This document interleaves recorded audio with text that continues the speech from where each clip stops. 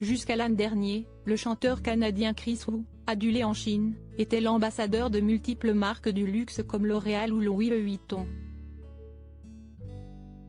Mais ça, c'était avant qu'une étudiante ne l'accuse de l'avoir violée pendant un rendez-vous amoureux lorsqu'elle avait 17 ans.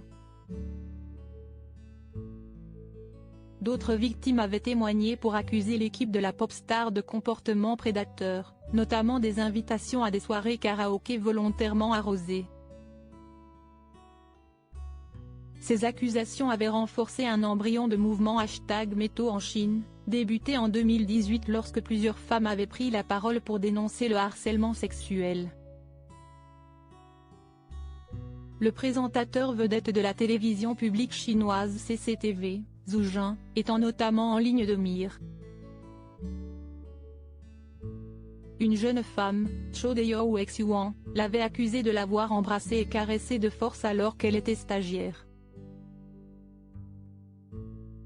L'affaire était alors considérée comme le premier vrai dossier #MeToo du pays, avant donc que celle de Chris Wu ne relance la machine 3 ans plus tard.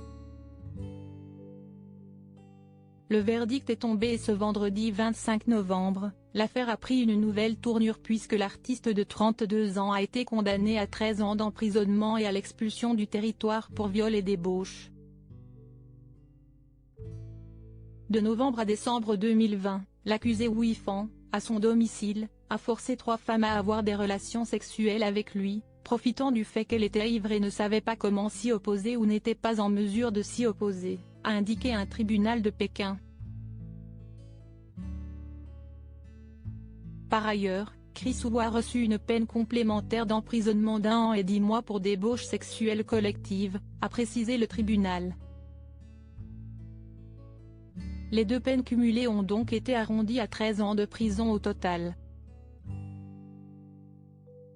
Pour rappel, il s'était d'abord fait connaître en Chine comme membre du groupe sino-sud-coréen EXO.